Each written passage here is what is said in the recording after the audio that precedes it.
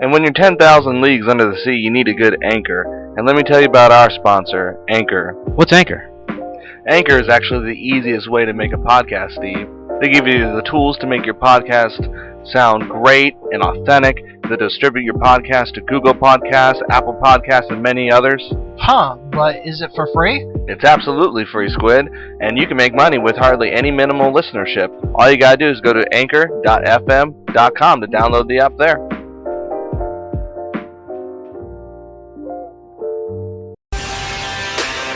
And welcome to episode 4 of the Real Sharks Podcast, Game of Thrones, or House of Dragon, but we like to give a breakdown every week of the Sunday game that matters, the one and only Game of Thrones. It is I, Rob, your noble host, with its noble knight, Steve.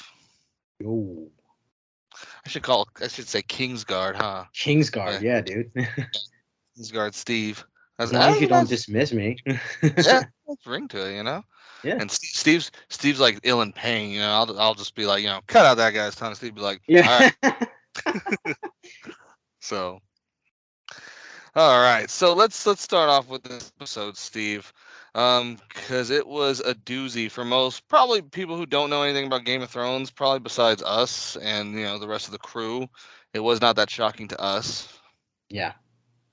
So start off, we started off on Dragonstone, where Rhaenyra was holding a tour for suitors, denying everyone. She travels back to King's Landing, but Daemon beats her there, where he is told, where, as we told you all, he would present his crown to his brother Viserys, and that was a great scene. I loved that scene. That was a tense scene, dude. That was a great scene. But trouble is brewing with the Sea Snake. He's gonna offer his daughter to the Sea Lord of Braavos, and basically we start to hear the rumors about Lenore Valerian marrying Rhaenyra. And my audience, this will come to pass in some form. So we saw the difference between Queen Rhaenyra and Queen Alicent, and then Rhaenyra's life.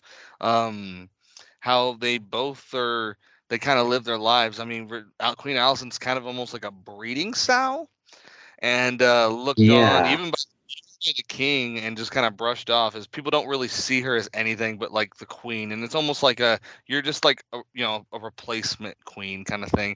And with Rhaenyra, she has a lot more openness, which kind of, I would say, as a character, and I must say, I love it, because this is how I would picture her a little bit.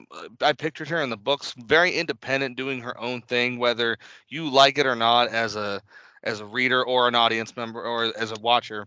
It really does kind of play on that, because I get really, like, I was kind of annoyed. By her, the way she acted the whole time. But, that was, I guess, that was really the only big thing that happened in this episode. Yeah, right. Rhaenyra watched a play in King's Landing of every of her subjects who basically hate her.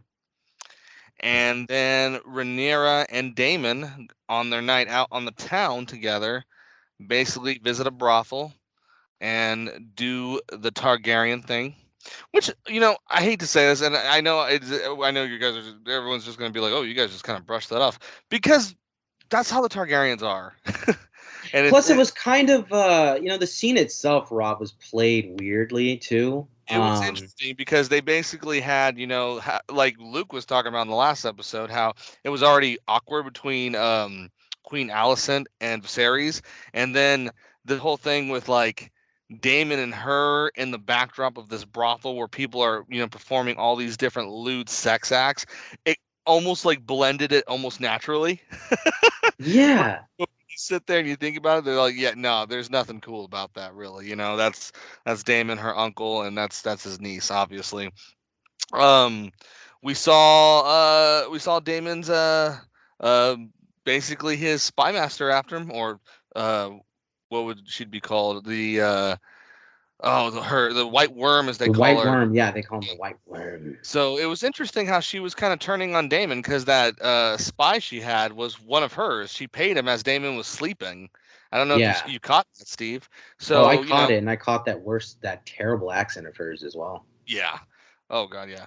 So then, of course, I like this scene too, where the Kingsguard come and take Daemon into the throne room, Yeah, throw him. and yeah, and I just love the whole as he's walking, they just carry him. He's like, "Take your hands off me!"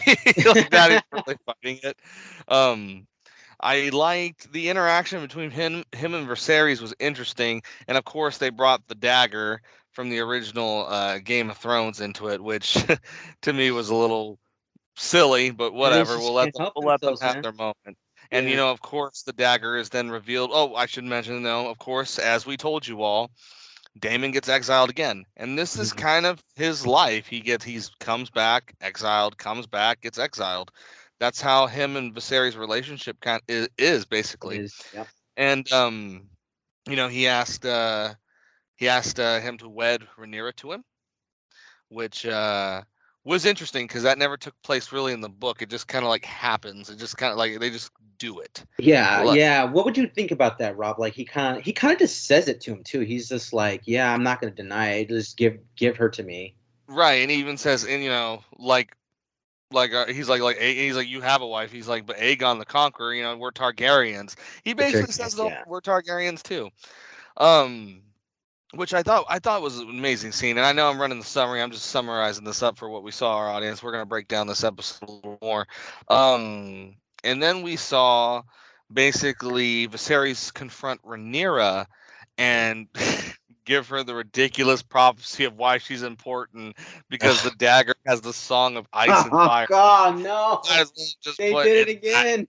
You might as well just have George R. R. Martin playing the Yeah. Rings of Castamere in the back of it. There, seriously, you might as well have. And only our real Thrones fans out there will know what I'm talking about. Um, but we saw basically what I thought was the best scene of the show, though, which was after Viserys tells Rhaenyra you're gonna marry Lionor Valerian. She's like, well, fine, I'll do my duty, but you need to get rid of Sir Otto Hightower. You do your Which job as king. I thought was an incredible back and forth between the two characters. I think Sir Otto is Sir. I mean, it was good. He is definitely Sir Otto.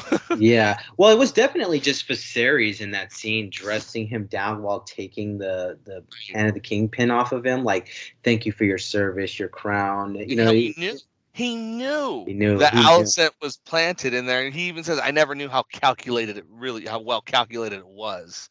Yeah. Like, it's pretty interesting how that's seen by Viserys now, because that wasn't he didn't see it in the book. When Yeah. we read the book, Sir Otto always is just in the backdrop, and always the good guy with the good face. Um, the whole episode, though, overall the shock value of it, which is what it was a shock episode, our audience. That's what Thrones will do to you. So don't get too, they like to do that. They like to throw that extra shock value. We saw it with the Red Wedding. We saw it when Sansa gets raped by Ramsay, and now we're seeing it here. But we also saw, as we told our audience, Rhaenyra and Sir Kristen Cole Yes. Yes. have intimacy, or as, let's just be honest, as we like to call it, sloppy seconds. Maybe. Maybe though, because you don't really get to see a whole bunch with Daemon Targaryen and her. Right. This is straight up. Get the tea at the end of the episode. Spoilers, our audience. She does not drink it. Yeah. No, she does not. Maester Because- comes in, drink this tea. Because as we've explained to you in the beginning, Rhaenyra, she has quite a few kids, and they're not all from the same father. Most of her kids are like from different dads. She got a lot of different baby daddies, if you know what I Did mean. you? Yeah. When is this? Why is it turning into Game of Thrones Maury edition now? Right. It is. It's like, you are the Valerian father. It really is. But overall, I thought the episode was a good episode. I thought it was a little bit better than the last episode, and I just mean that because the scenes were captured brilliant, like just brilliant. Yeah. Of course, the interaction I love again between Viserys and Daemon in the throne room is so good too, because I like how they showed the setup. Because when they knew Daemon was coming, they're like cleaning real quick. They're giving him his crown. They're making him look good. You even see the maid like brushing away all the soot from everyone's feet. I also want to mention too, before I get too far into this, that opening scene, we got to see Blackhaven finally, House Blackwood, which was awesome, and that kid gutted that dude straight up. Yeah. I was waiting for that actually. I actually kind of thought Thrones was gonna throw us the curveball and have that kid just like get Kid get beheaded, or, killed. Yeah, yeah. and he straight up gutted that dude. And it was interesting because, the House Blackwood is really known for warriors. I mean, they're kind of, if I'm not mistaken, I could be mistaken, my audience. Tell me if I'm wrong. They are pretty much the last. They're like the last kind of northern family or northern house. They're technically a northern house, They're northern but they're house. from far south, like the Mhm. further south. They're in the Riverlands, of course, but they pray to the old gods. Mhm. That's what's interesting about them. A blood feud too exists between them and another house. It escapes me at the moment, but they are a very interesting house with the Black Crows. I believe, if I'm not mistaken, one of the one of the last hands of the king, and I cannot remember his name. He's the guy who disappeared. He's actually the Raven Beyond the Wall. I think is from House Black Blackhaven. Steve, the Oh, is he original. really? Yes, yep. Brendan Rivers, the three-eyed Raven, was originally from House Blackwood, ladies and gentlemen. That is why I was so excited to see that kid gut That the kid, crap. yeah, because you knew like when he stepped up and he was like, he's a kid or whatever. He calls him a cunt, by the way, which was like, dang. He called him You know what I mean? Craven.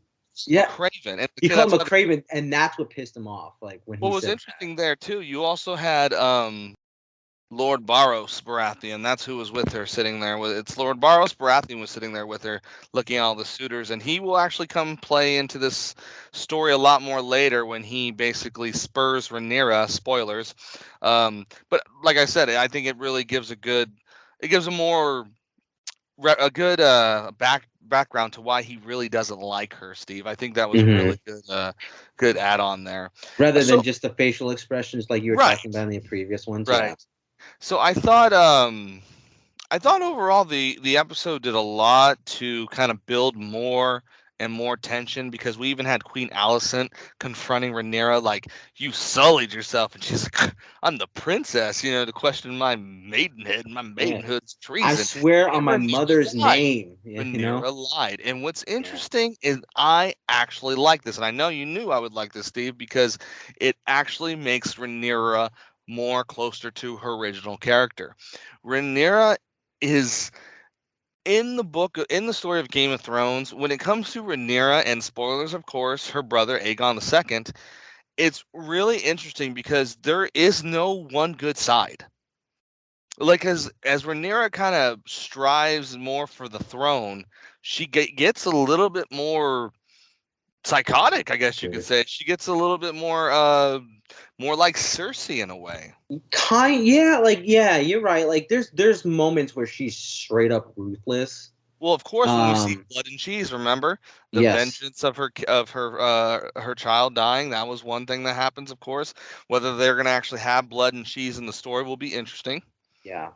But there's moments where she's like yeah, well, she's totally heartless in one point, but then like there's other moments where she's just like, I'm just gonna dedicate to like ruling, kind of not in like a good way, like Daenerys or anything. She's just like, I just want to rule, but then she kind of gets led Right. down the It's path my where she's like, place. it's my place, but then Right. she's like, well, if it's my place, then that leads her down the path of like doing some like really messed up things in the book. Right, for the throne, because as we saw in the play, when the people of King's Landing are performing that play, and he's just like, he has a conqueror's name and a cock. Right, Yeah. and she Oh goes, yeah. slander, boo. She tries to get the crowd on her side. She's like, slander, boo. Yeah. And Demon even says, she's like, their cares are not my concern. I don't care about what they have to say. And he's like, you will if you want to rule these people.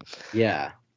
And spoilers, our audience, probably one of the biggest spoilers we're going to give you on the show. And if it does really come to pass the way the book has it, the people of King's Landing are the ones who bring down the real House of the Dragon. And I mean that literally. Yeah. Yeah. So it's a really interesting. Prepare for that. That's going to be an prepare for interesting that. thing if they pull that off. I'm really I'm growing more excited for this show, Steve. I really Yeah. think they are on the right path. Hmm. However, whenever, and you know what too, and I know you can see it, our audience. I know you can see it, feel it. I know you can. Every single time they put in that prophecy of ice and fire, doesn't it seem forced?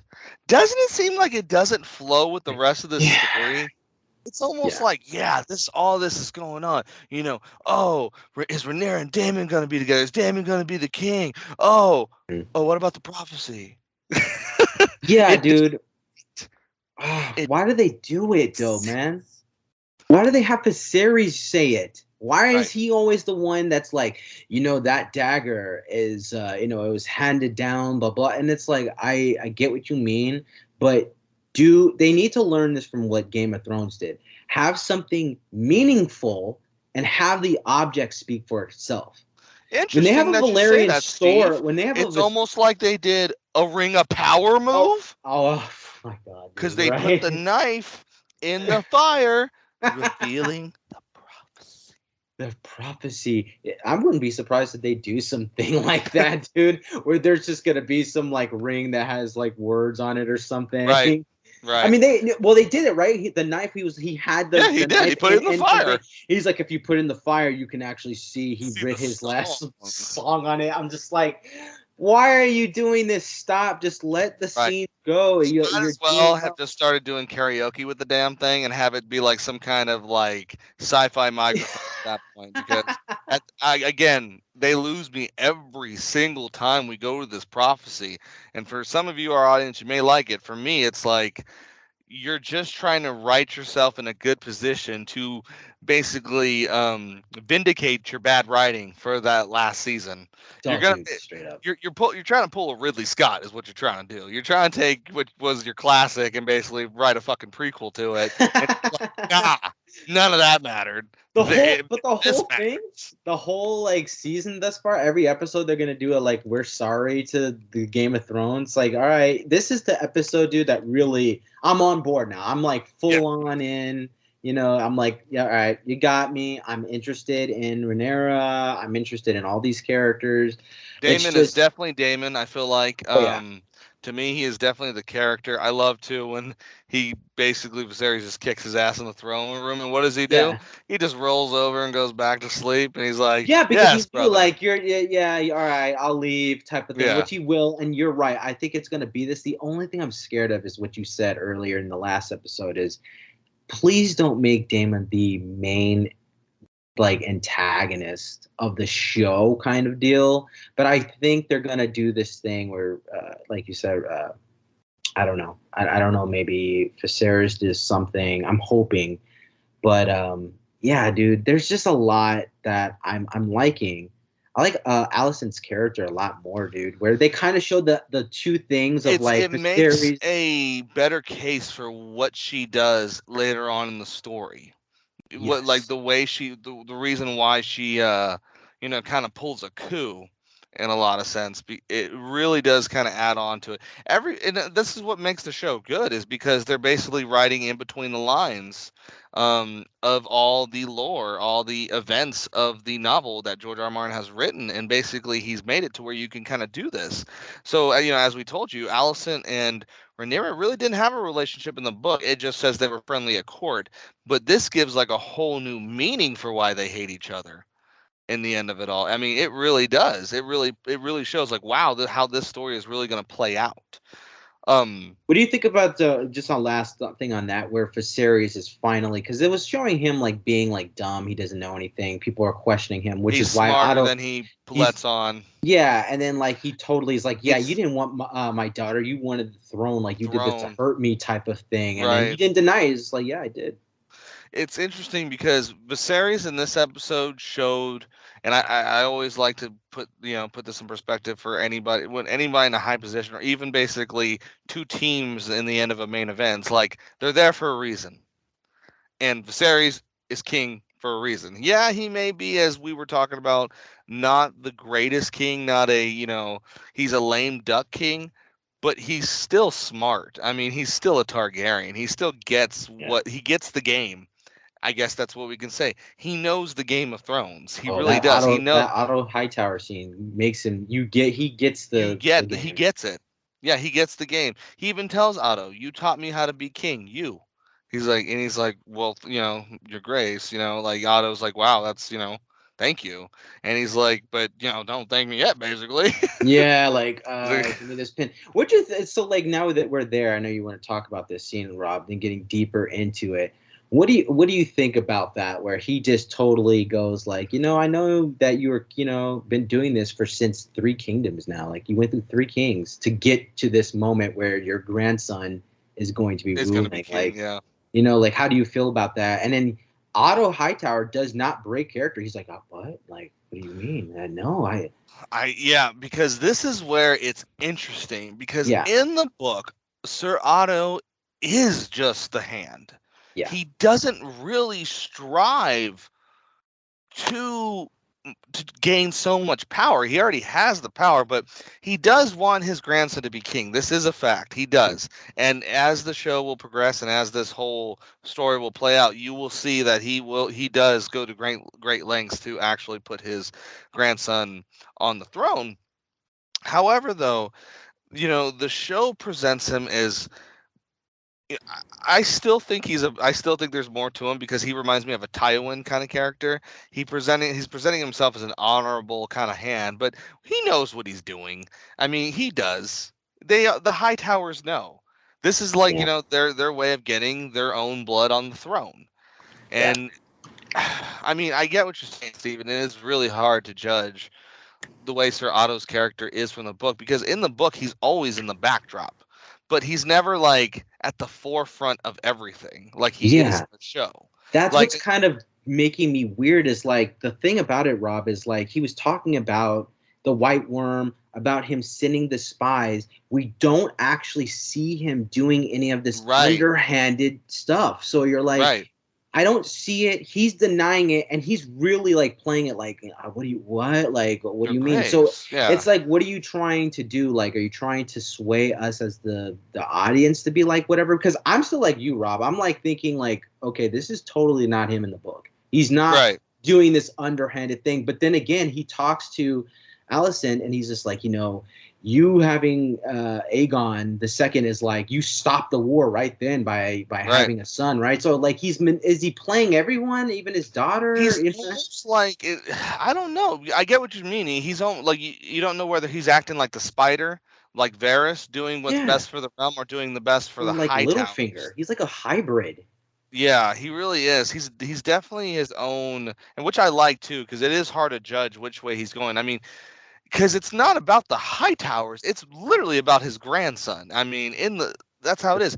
But don't get us wrong, our audience. He really does push these things. I mean, when push comes to shove, and when the opportunity presents himself to make his grandson king, he jumps on it right there in blood. He jumps. He does it. He goes for it. I mean, he's even him and spoilers. Kristen Cole are like the first guys to be like, well, so when are we gonna crown Aegon? When are we gonna crown our new king? And they go, king? You mean queen? Yeah, Slit. pretty much. Right. So yeah, Sir Otto is interesting. I really do like his dynamic as a character because I am trying to figure him out whether he is like a Varys doing it for the realm, or you're right, or like a Littlefinger doing it for himself. Is he trying to climb the ladder to power through his grandson, or is he really, really believe that all these things are justifiable because he wants to serve, as he told Viserys. Sometimes a hand has to tell his king, the bad news, but otherwise he's failed him as a Yeah. servant. Yeah, yeah. I mean, straight up, dude. Because I just don't know. I think Because maybe they're trying to shove everything into this one character. Because I don't know if you saw the previews for the next episode. They kind of make it apparent what he's like, his raise intention. Aegon, yeah, Raise him. You must raise him to be king. And it's just like, well, there's the attention gone. Like that's what he wants. right. But it's more subtle in the book. I get what you're saying because Aegon, when he gets older, he's kind of like a playboy when Yeah. he first comes to into age. He's actually, I think they actually find him in I think he's in like his lover's house or something, or in like Yeah. some He's like in girl a place. Yeah, he's like in a place with some that has other like woman. yeah. So So maybe we're pretty close. You think we're close to that, Rob? Or you think we're gonna get another that's jump? I actually was just gonna say that there has to be another jump with how fast this is moving. It's gonna be interesting because I think if there is gonna be another jump, it's gonna be Rhaenyra either having a child, Super um, pregnant.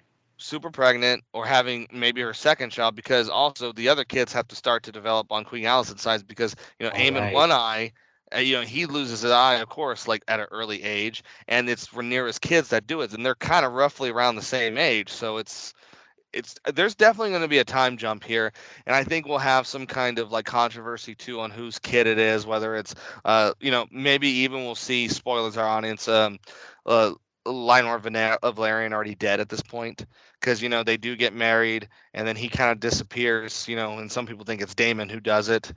Yeah. Even some people think it's Kristen Cole's kid. It could be Sir Kristen Cole's Yeah.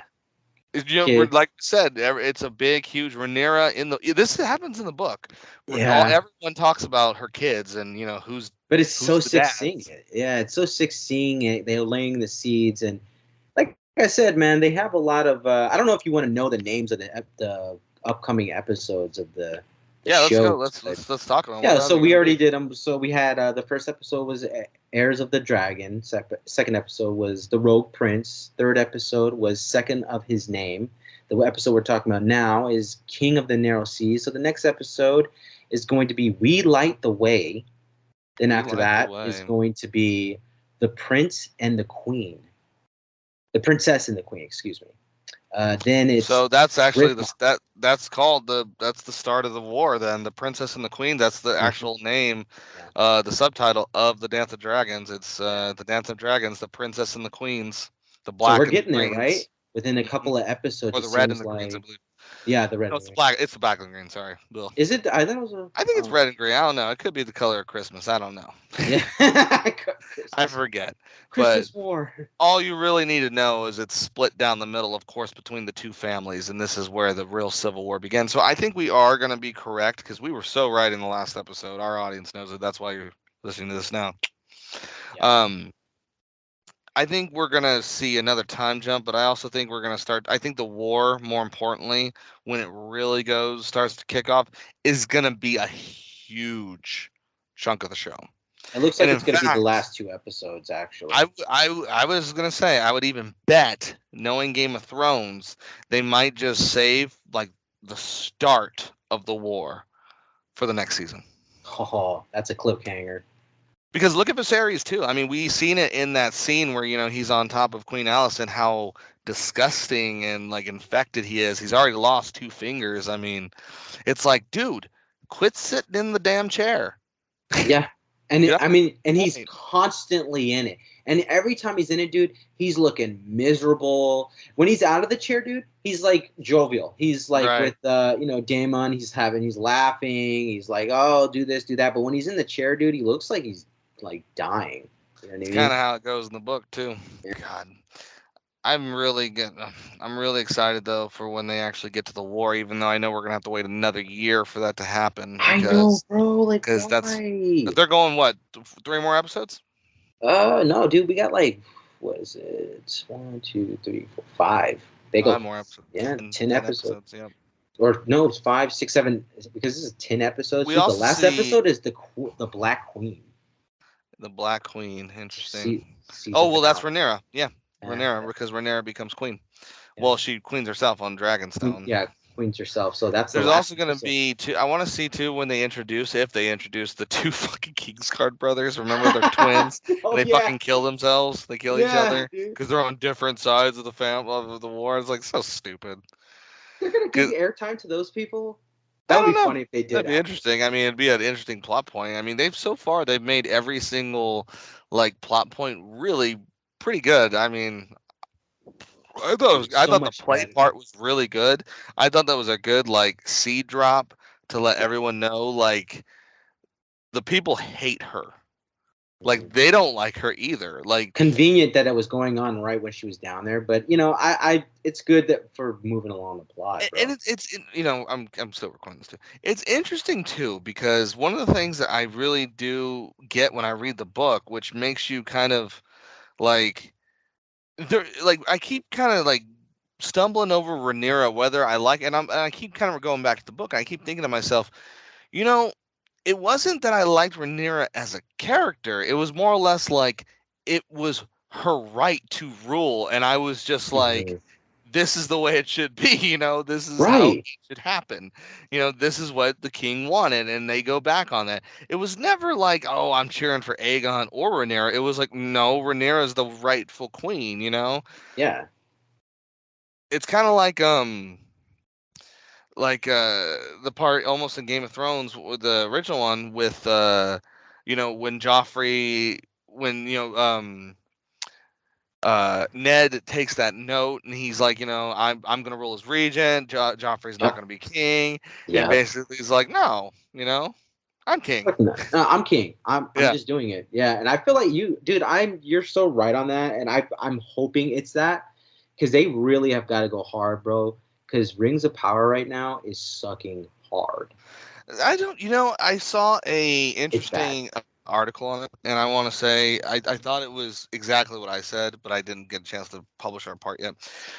They said the difference. One of the things about Ring of Power that they said they don't like is it's a bunch of different characters stumbling around in a really big, beautiful world, but most importantly, it's like what I said. He said, but I disagreed on the second part. He said what's most horrific about the show is they said the dialogue. The dialogue is so stiff. Dude, and then he went on to say, but Tolkien couldn't write good dialogue anyway. And I was like, oh my god, shit. I was like, his dialogue is very poetic, dude. That's why The Lord of the Rings is so good. Okay. Like that's why the way he taught, the way the elves talk, it's beautiful in a way. And I just thought, yeah, of course you're not going to get that because Tolkien's dead. I even said that from the get go. You're going to have guys that cannot. You're not going to be able to write like his dialogue. And the dialogue is. Dude, they fired the Tolkien historian on their show giving them. Yeah, they fired him because he kept saying like, yeah, this is not going to work, and they're like, well, just get out of here. We'll do our own thing. Bro, I'll just say this, man. I don't know if you saw it or not, but they're already introducing Isildur, and I'm just like, what are you doing? Yeah, I saw that. That's way too early, bro. I'm like, what is going on? These show so far from the first episode I saw, I thought it was good, like the direction they were going. I gotta catch it because I thought like Hobbits. The idea is just, and I even told this. I think just switching the ring for seeking Saruman and Morgoth is, that's what it is. It's basically them not looking for the ring, them trying to find the evil that exists in the world still. They're looking for the last remnants of it, like the ring. Just switch that out. They're doing that now, Rob. They're doing the thing where we're in the Second Age, so they're like totally going, where's Solomon? They're like dropping hints, like he takes many forms, so they're like, oh, is this guy him? Is this guy him? That's is he this orc? Is he this? Which is cool, but they're like dropping it horribly, Rob. Like really bad. And just like you said, dude, the world looks great, but the acting sucks. Yeah. And the characters, like Isildur already, like what? Yeah, that's why. Weird. And then the Hobbit scene is so fucking long, bro. Yeah. It's like half the freaking episode, man. That's funny. All right, man. I'm gonna give you a call tomorrow, okay? Oh yeah, dude, for sure, bro. All right, I'll talk to you later, man. Good episode though. I'll try and get it up by tomorrow. All right, yeah, if you can, no big deal, bro. No, dude, because we need to, because we're trending on YouTube for these. Oh yeah.